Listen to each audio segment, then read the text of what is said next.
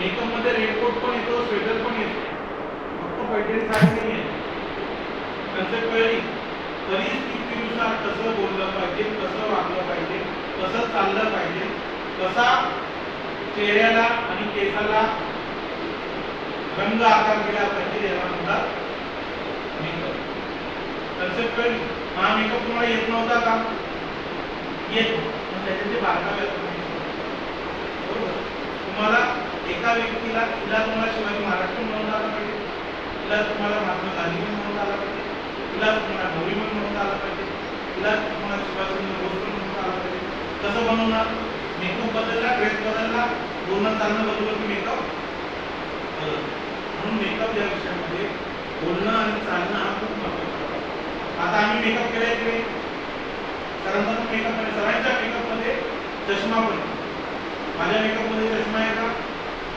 बरोबर. सरांचा विशिष्ट ड्रेस आहे, सरांचा विशिष्ट पॅन्ट आहे, सरांची विशिष्ट शूज आहे, चप्पल आहे. बरोबर. नवरदेवाची शूज, चप्पल, ड्रेस वेगळा असतो. तर त्या पद्धतीने आले तुम्ही कोण म्हणणार? सर आले म्हणणार का नाही? नवरदेव आला. बरोबर. आणि ड्रेस कोणता घातला?